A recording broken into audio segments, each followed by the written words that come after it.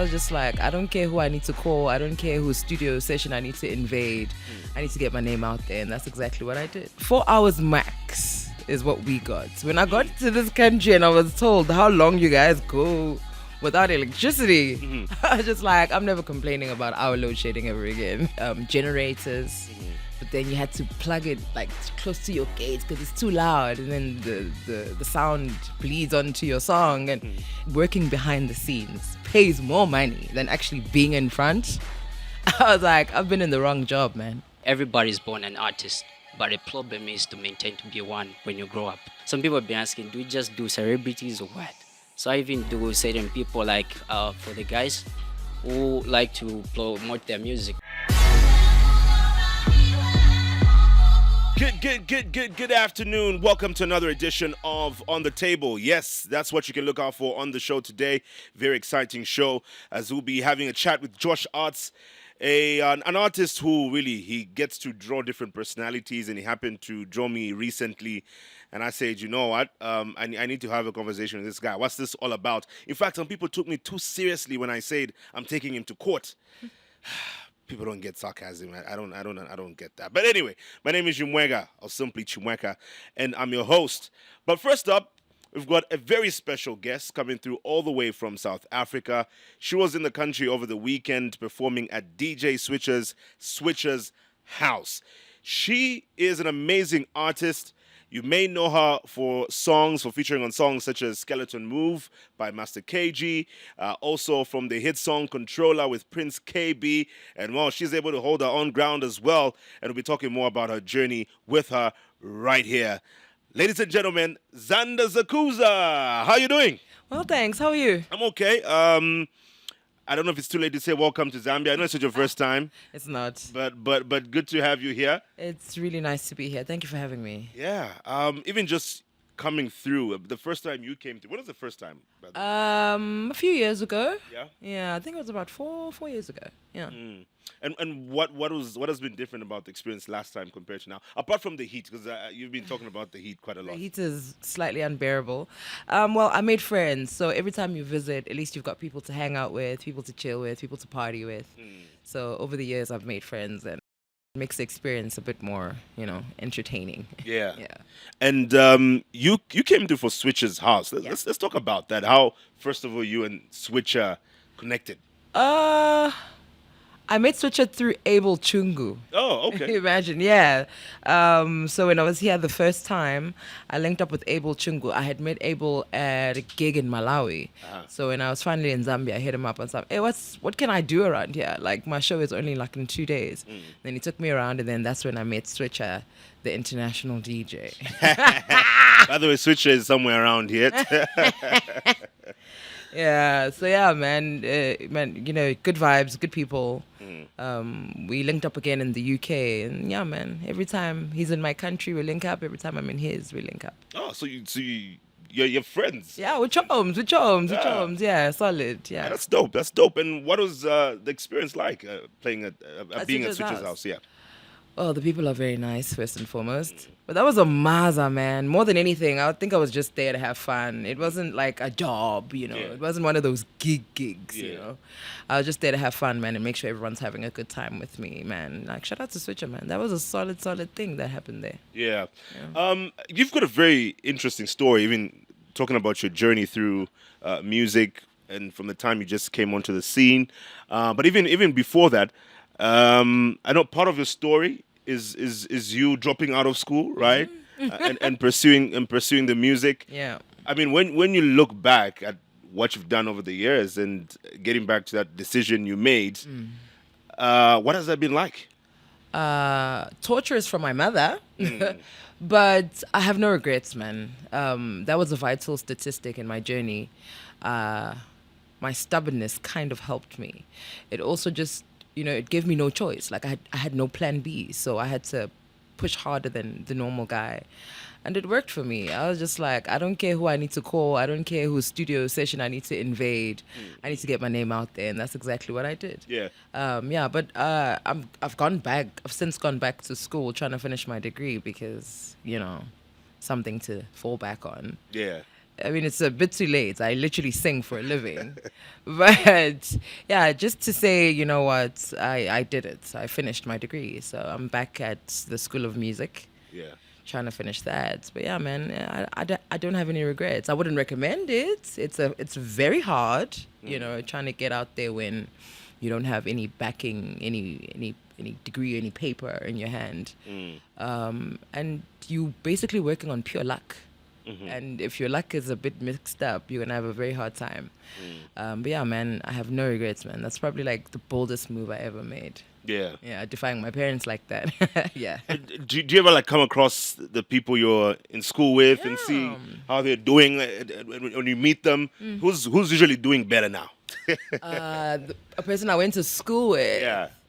My lecturer actually is doing quite well for himself. He's the head of production at Afrotainment, DJ Tira's a label. He used to lecture me in in university. There's also, who else is doing well? Oh, Zex Bantrini. We went to the same school. Zibu Mac, he's a classical and jazz pianist. He's doing very well for himself in Norway. There's a lot of people, man, and I think they're not coming to mind right now, but like... But like Lots. also like, do you have like any people you went to school with who've gone like a different direction, especially like the corporate world, and didn't go like the artistic way? Yeah.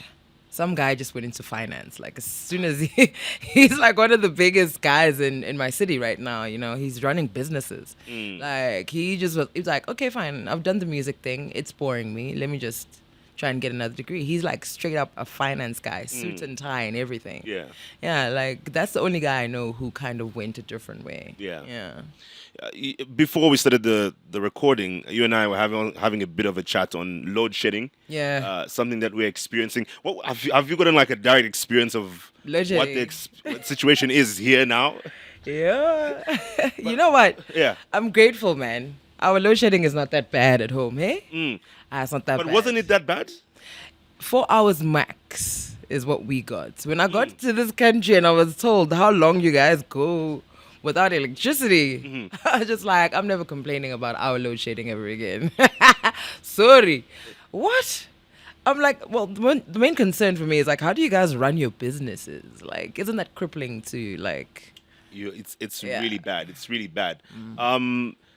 But I mean, one thing we can say is that I think a lot of people have tried to find opportunities and try to find a way around the current situation, alternative sources of energy, solar, and all of that. Yeah.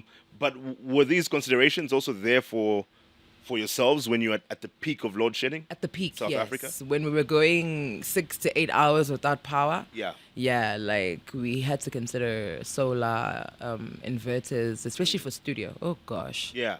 There was nothing worse than getting power during the day and then none at night, because we usually record at nights. The world is quieter.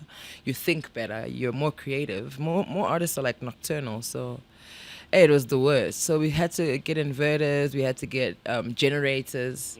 But then you had to plug it like close to your gates because it's too loud, and then the sound bleeds onto your song, and it was hell during that time. I won't lie, but they've since made improvements. We don't get load shedding as much as we used to. We have load reduction now, Yeah. so they kind of cut the power for a good 2 hours just to to reduce the load and all that. Yeah. No, and that's why I wanted to find out about that, because I mean, of a number of people in the arts business Yeah. who are greatly being affected. Others, maybe even within the event space as well, get to be affected. But let's also talk about you expanding and growing your brand in different parts of the world. Yeah. Because I mean, it definitely involves traveling. I mean, others may know Zanda Zakuza, like I mentioned in my intro, from Skeleton Move, Yeah. from Controller, but you've done much more, with your arts. How do you plan on also making this known to more people? Well, first and foremost, I finally opened that label I said I wouldn't open. Yeah. Being a CEO of a record label is probably one of the biggest steps I've ever done in my career. It also just cements me as Zanda Zakuza, the brand, rather than Zanda Zakuza, the girl you find on the other side of the feature sign. Yeah, yeah. And I don't want to lie, I've made a solid career off of making features, you know. I also do songwriting now. So what we're doing at Dragon Star Records is that we're writing for a lot of these artists because we found a gap. A lot of artists can't write. They're very talented. They can sing till Jesus comes back, but the creative process is what hits them the most. So I've started a record label / media joint where we'll just write your songs. We'll probably write your scripts for you. It's like a performance and creative hub, man. And so far, so good, if I may. Yeah. We are nicely 6 months into the business, and we've been getting clients galore. I didn't actually realize how many people like need that kind of stuff. We've written songs for some of the biggest artists in the game right now, and yeah, man, we are nicely writing scripts for adverts. It's cute, man. It's quite lucrative, I must say. So I'm trying to cement myself outside of just the singing, you know. Yeah, yeah. And I think it will make everything else easier to just have, you know, multiple means of income that support each dream that I get, you know. So yeah, man, that's who Zanda Zakuza is right now. I'm not so focused on dropping music. I will eventually. You know, my friends are on my neck trying to, you know, get me to drop music. But it's not a priority right now. I'm just trying to make sure that everything else outside of the creative process, the whole PR run, drop a song, do a PR run, do gigs, it becomes boring. And the money's not that great. The money's not that great? My guy, let me tell you, when I found out that working behind the scenes pays more money than actually being in front, I was like, I've been in the wrong job, man. Writing for these artists, the publishing bag, unmatched. I'm telling you. So would you mean to tell me that the people behind the scenes in Beyonce's team, for example, could be making more money than Beyonce? Maybe not more money than Beyonce because she's that much of a big brand. Yeah. And obviously, when you write for Beyonce, you probably get like a once-off payment, a really big check. When you write for artists in South Africa, the publishing is continuous. Like, you own 50% of that song, you're the author, you know? And when the royalties kick in every now and then, that's a serious bag. It's a serious bag that comes in. So Really? the more songs you have, the more royalties you get. I was just like, this is probably the simplest thing ever. I don't have to dance. I don't have to sweat, sit on a 13-hour flight to get this bag. I just have to write a song for someone. I'm definitely doing more of this. Really? Yeah. That's one side that I think a lot of people didn't know about. But even just with the music you've been a part of over the years, I think at some point there was also this whole discussion on, you know, getting some sort of remuneration for your contribution to songs. Skeleton Move, I think, was one song that stood out. Yeah. What have been some of your lessons there? Because you featured on so many songs, and many would argue that they've also helped you in terms of growing your name and your brand.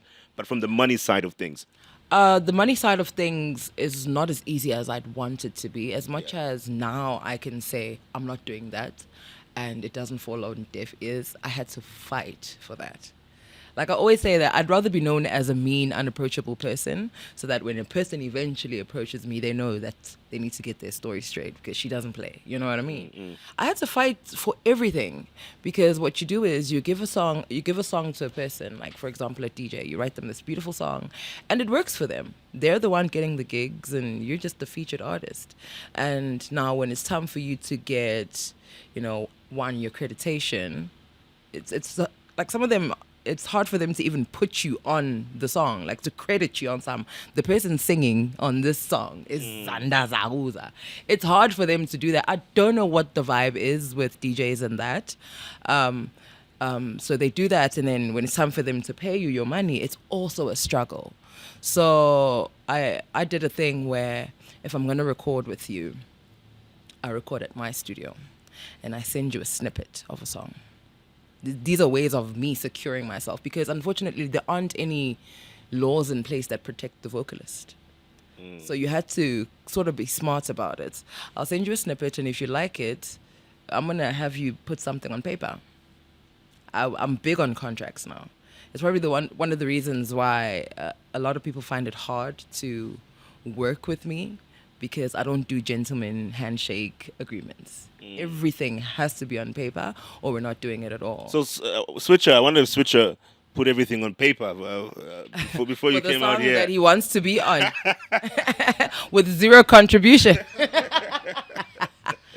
No, if he wants to be on the song, definitely paperwork must be on there. And it's what I always tell vocalists. I'm like, you can't let them short circuit you like that. Your vocal and your contribution is half the time what makes the song. Yeah. So you can't just be out here crying about it on social media. Get legal. Get legal with it. Be serious with it. I've had songs, pulled out of radio before. I've had songs, royalties frozen before, because I wasn't getting what was due to me. And now there are perfect laws in place that have been put by our royalty organizations. Shout out to them, man. They grow every year, that somehow help the vocalist. They'll tell you, no, register your work, that's your IP. You can't mess around when it comes to your IP, and they fight for you sometimes. I know there was a very big song that was in conflict, and then I had to tell everyone about it there, and they helped me through that. So I'm, no, okay, this person is ridiculous wanting this much of a percentage when there's so many of you on the song. And to make matters worse, you wrote the song, so you kind of own the song. And so I had to make a decision from there on. So I'm, okay, nobody gets royalties until we can actually settle this. The song was in dispute for years, just collecting royalties. Collecting. And I always say, the day those royalties kick in, I won't say much, but there will be signs. I might just pull up in a 4-door Audi. A bit of You know what I mean? Yeah. But yeah, hey, man, it's always a struggle.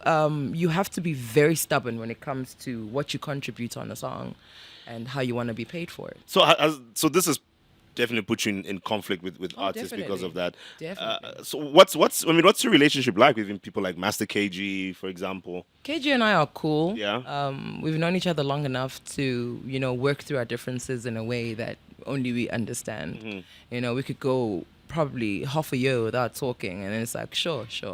And then we talk about business, and then we meet up at the airport, we go to a gig, and then we go our separate ways. You know what I mean? It doesn't have to be chomi, friend here all the time. No. But is that how it started out? with KG. Like on a friend. We were signed to the same label, so we Yeah. were more like family than Yeah, anything. yeah. At some point we were signed to the same label, and he was helping me with my songs, and I was helping him with his songs. And this is prior to Skeleton Move, even. Where sometimes we'd be it's like a brainstorming session, like as writers, as vocalists, and like, oh, this is how we can approach this song. This is how you can approach this song. And then by the time we did Skeleton Move, we were cool. But yeah, man, things happen over the years. But I don't have like conflict with Master KG. But he knows when I'm mad at him, and I know when he's mad at me. Yeah. It's like just a non-written rule that we have on some. No, even if we go through that, we have to sort it out because we kind of need each other. I don't know if I know you've been. It's not your first time in Zambia, but I don't know if you've been told this. So the song you feature on Skeleton Move in Zambia is known as Wanyeka Munzi. I don't know if you've been told that. Yeah, like the village is on fire. Like Cool. the town is on fire. That's dope. So because it sounds like a Zambian, and that's the thing about our dialect also. Like Yes. Yes, especially where Master KG is from. Like Yeah. it's you guys have words that sound similar to Yeah. So people just like, they just think it's one. They're so convinced that that's what the song has been I feel saying like the whole every time. country we go to, everyone has like their own interpretation of what's being said. I remember when I was in Nigeria, they were saying Bode Thomas, which is one of their struggle heroes or whatever. There's like an entire road called Bode Thomas. So now that's how the song got famous. They're like, oh my gosh, how do they know about Bode Thomas? We get them like, who's Bode Thomas? and like, okay, guys, now we have to school you about this song and what it means to our people because they relate to it in that way. So yeah, so when we're that side, it's Pore Thomas. When it's here, it's a Wanyega different movie, thing. yeah. Yeah, and when we're in Cape Verde, they also have a way of saying it. It's a very nice thing to see. Now that you're in the background, I don't even know if this question fits because I mean, every single time we have an artist from outside the country in the country, the most it sounds like a cliche question, but I think it's also an important question Yeah. where people just want to find out if you have like plans to work with Artists from local here. Yeah, artists. definitely. I always say that. I mean, you know if you want to work with me, so you can approach me. Yeah, yeah. Um, You should just get ready to sign the you paperwork. eventually, Yeah. eventually, because nothing moves without it. Um, yeah, I'm always keen. Every country I go to, I find, I don't want to say the biggest artists, but like people who are really cool and serious about their work. And I try to collaborate with them. Even if I don't sing on the track, I maybe write you a cute song. It doesn't really bother me to do that. I feel like it grows, my experience and it expands my contact list. When I'm in the country again, I'll probably perform with that person or call them up to my gig. Yeah, so I have plans. I'm hitting studio as early as this afternoon. What time is it? Okay, Ah. maybe this evening. Ah. Yeah. Okay, that's. I wonder who this is. Is it with Switcher? Because I know Switcher. So Switcher is from a part of the country where is from a part of Zambia where people are very they push. They're Yeah. very persistent. So I wouldn't be surprised if this is Switcher's doing. But it's not Switcher. No. Switcher wants to jump on a song that is already finished. So I guess that I'll have to feature him on that song. I am working with Yo Maps. I'm working with a guy called Prince. Am I right? Is it Prince? Prince Love? Yeah. Chandana K. So I've got quite a number of artists lined up to work with before I go back to South Africa. Wow. Yeah. And yeah, wow, this is gonna be amazing. I'm looking forward to this. Will it be like one song or like doing different songs? Hey, that's the beauty of studio, man. You never know. Yeah. Yeah, like they could play something and I'm like, oh, can I add something here? Yeah. Or we start a song from scratch. Yeah, it could be anything. That's the beauty of. I think I'm coming for this studio session. I'm up. coming through for the vibes. up. Is there power at the studio? Bring beverages. bring bev. What are you drinking so that I come through prepared? I like your guys' local beer. It knocked me out the one time though. I like. Talking about Mossy, by the way. Yeah. Uh-huh. Yeah. Lights out. Yeah. I'm good with whiskey. I'm a whiskey girl. Ah, that's me. We're set. We're You good. see, we're gonna have a great studio session. Done. Up. Just like we are with this interview. But thank you so much, Zanda. We appreciate you coming through and wish you all the best. Looking forward to interacting with you more in this country. Thank you so much for having me, you guys.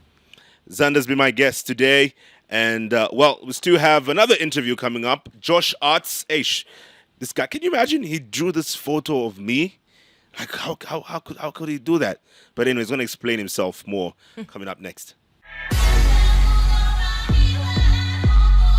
Yeah, so I just choose random people according to how I feel because art comes from inspiration around me. Everybody's born an artist, but the problem is to maintain to be one when you grow up. Some people be asking, do we just do celebrities or what? So I even do certain people like for the guys who like to promote their music. Simple the way it sound in our ear with them mention so without any fear. Attention we stand at easy. Tipala woke up pesa money is not easy. You know, when I shared that I'll take you to court, some people took it seriously. I think maybe I overestimate how intelligent people are. When I saw it, I was like, it's being serious or what?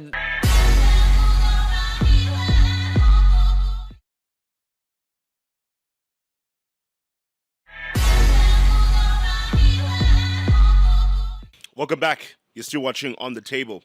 And well, my guest right now, I shared a photo actually, a few, not so long ago anyway. I shared a photo on my Facebook page.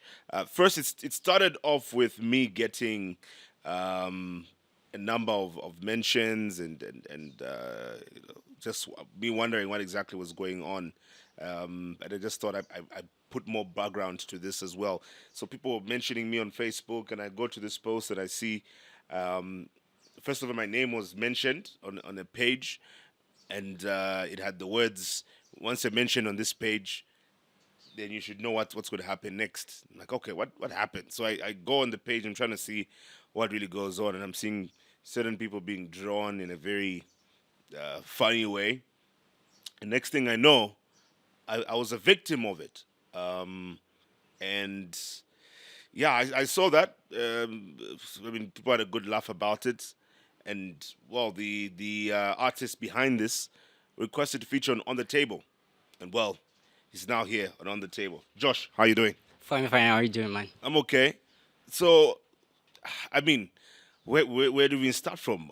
How do you even decide first of all who you're going to draw? Well, it all comes from the people who inspire me, like seeing how they've achieved so far in life, and I get just to appreciate them for what they have done so far, just to make them feel appreciated. Yeah. Yeah, so I just choose random people according to how I feel, because art comes from inspiration around me. So if I feel to say that this person, I would like to appreciate them in a certain way, then I put them on my platform. Ah, nice. Okay, so you've done this for a number of people. You've done. I think I've seen IDC. Yeah. Who else have you done that for? Bobby East as well. I've done that. Who else? Even JC Carings. Oh, okay, Yeah, there are quite a number of them. okay. And it's funny you talk about Bobby East because Bobby East, the one you drew of me, Yeah. a lot of people have been saying that looks like Bobby East. No, I did that deliberately because it's a three in one. Oh, Three okay. in one photo. So some were seeing Dumisani, some were seeing Bobby, some were seeing you. So I just wanted to capture people's attention. So I did that deliberately. So it worked out for you because yeah, Yeah, different people are being because targeted. yeah, because people were like now confused with this word. So like the caption that you had posted, so people were like, even if you're taken there, they will say that that's Bobby, it's just not Jamaica. Yeah, Yeah. yeah, yeah. And it's very interesting. Again, you say that because when I shared that I'll take it to court, some people took it seriously. I think maybe I overestimate how intelligent people are. I Yeah. thought people would catch it. I think maybe I thought too much that people get that it's a joke, but some people didn't understand. I guess it was that emoji, maybe that angry emoji. So the Yeah. fact that it's really serious. Yeah, yeah. But did you take it serious? Did you think I was serious about it? When I saw it, I was like, it's being serious. So but then according to how people react to this, I cannot be that serious. So I just took it as something which will turn out to be good in a certain way. Yeah. But even as you draw these people, you draw them in a funny way. Don't you get scared that maybe they won't take it lightly, that they won't like what you're doing? Of course, yeah, it's a 50-50 thing. But according to the name Josh itself, though people think that it's just an abbreviation for the name Joshua, well, this is connected to what I do.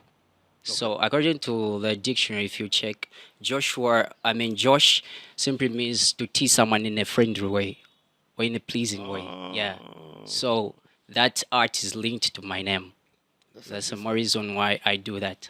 Nice. I Yeah. like that. I like that. But are you Joshua? Is your name Joshua? Yeah, my name is Joshua, but Josh is also an independent name on its own, Ah, okay. according to what I do. Okay. Yeah. Josh Art, and I see you've got the T-shirts and yeah, you have really been branding yourself. So how long have you been at this? Because I mean, I only came across you during the same period, but how long have you been doing Well, I've this? been doing this for quite some time. Well, I would rank even to quote a certain quote by a famous artist, Pablo Picasso. He say everybody's born an artist, but the problem is to maintain to be one when you grow up. So I believe all of us were artists even when you were growing up. You could even testify to say you would love to paint, work with crayons and whatnot. But there's a certain age whereby you feel as if things are not making sense. And look at the person doesn't look like this in real life. So that's where the debate now comes in. Should I continue this or should I stop? Now, if you carry on with that, these are the people you see doing sun lightings and all that because it's something which is within us, and it's not even that hard to learn art because it's something, it's part of us. So it's very easy for someone even to become an artist. Yeah. Have you been able to make money out of this? Of course, yes. Because some people think I just do it for funny, but the people been requesting for that. So if you see someone whom you don't know, because some people have been asking, do you just do celebrities or what? So I even do certain people like for the guys who like to promote their music. So they come to me say, no, do a funny work just to promote my music. Then I get some change out of that. Okay, okay.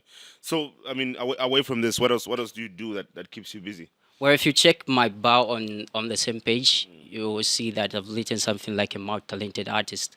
So I'm a musician. Oh, okay. Yeah, I also do music part time. What kind of music do you do? Where I'm into Afro type of music. Ah, okay. Yeah. All right. So, have you done like videos as well? Not yet because I've like taken note of it. Like music needs some investment, so I've been looking at that. So I haven't been like fully time invested in it. So I've taken some time to just create some pieces. So, but I've written some songs and do some like records, though they are not like, published yet. So I'm still looking at that. Okay. But All right. if it's fine, I'll give a demonstration so that. Yeah, yeah, yeah. Actually, I was about to ask you to do that. Yeah. Okay, so this is a song which I did with some friends. There's a friend of mine was on the chorus for week, then the other guy Phil Zambia. So me, I was the person behind that, and the person came up with the chorus. So I started that first, and it goes like this: swallow the plate, yeah, yeah, yeah. My name is Josh, yeah, hey, the Mount Talented boy. Hear me say, yeah. Simple the way it sound in our ear with the mention now, so without any fear. Attention, we stand at easy. Tipala woke up pesa money is not easy. Every day it's color busy, my name easy, but it take a ponga binzi. Easy bika no penny no geni. Vikakosa nisebenze sableni. Every day nikawuka kuseni. Apre kulilesa makampeni. All ovanga mashati ya kampeni. I'll get to just like that, just like that. Nice, nice, Ati Dion nice. kwata vez shakapu, so just saying there. Nice, nice, Yeah. nice. Okay, great. So, what happens now if people now begin to know you from the Josh arts, like your drawings, more than your music? Does it mean you just go with what people have known you for? Because sometimes, Yeah, if people know you for something, yeah. they're used to you like that. So when you try something else, it doesn't always work out. There's a number of people who have not managed. So for you, if you reach that point where people begin to know you for the drawings, The drawings, yeah. do you think people will accept you for the music? Of course, they would accept me because of what I've already indicated on my page. Say it's a more talented artist, so they need to understand that I also do something else rather than drawing. Yeah. Okay, all right. So you're hoping that people will accept that other side of you. Yeah, because it will be going hand in hand. Sometimes I'll be just posting some freestyles, yeah, just to get people to know the other part of me. What do people tell you about your music? What kind of reviews do you get about your music? Well, they say I got a unique touch, so I need to also continue with that. I've never seen myself to be a musician, but due to what people have been telling me, so that's what got me into it. Yeah.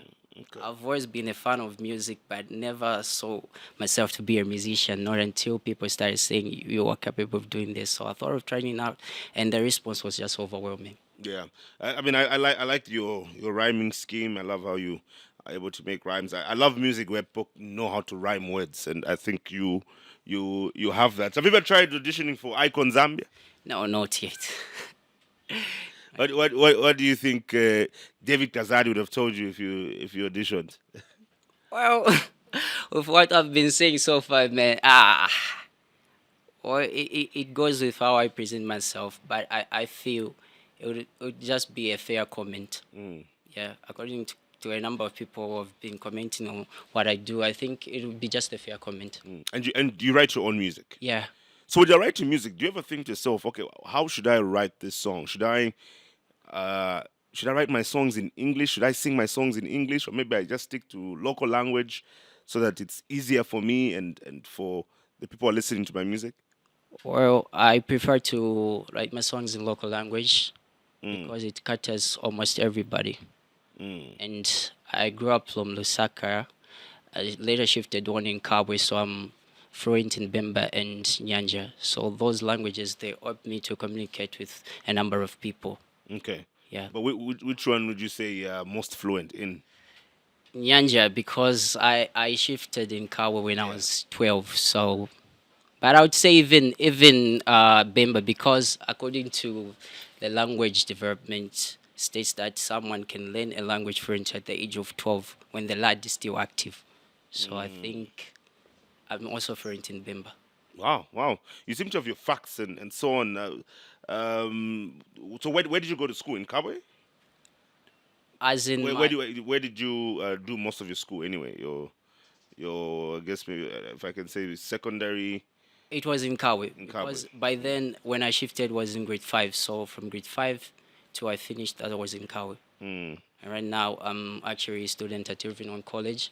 Okay. Yeah, second year student studying art.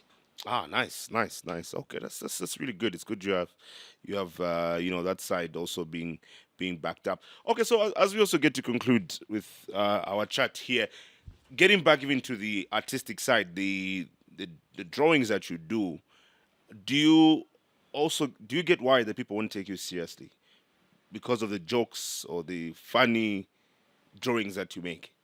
Because you Yeah. mentioned you also do some of them. You do some, away from just celebrities and Yes, so on. yes.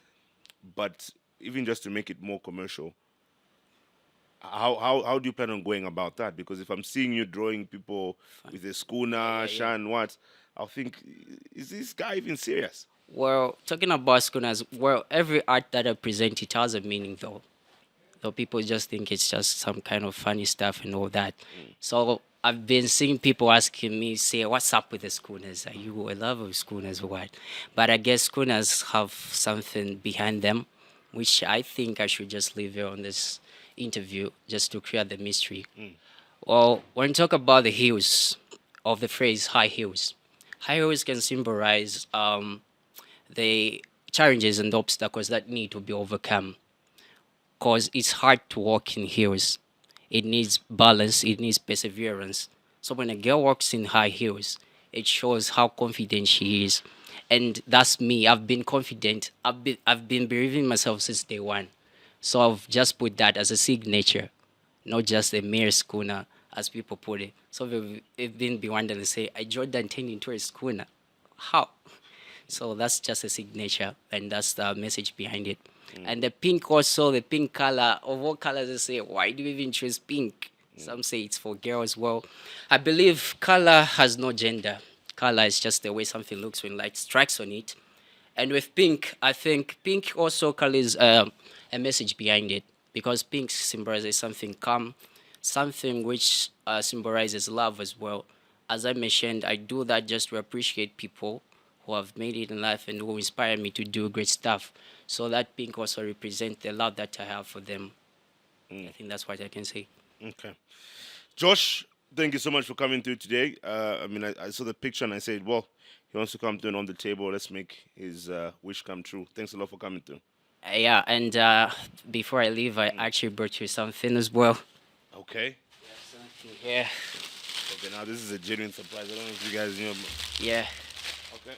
What's in here? Is it a t-shirt? yeah. It's a T-shirt. It's a Josh Ash t-shirt I'm guessing? Yes. Ah.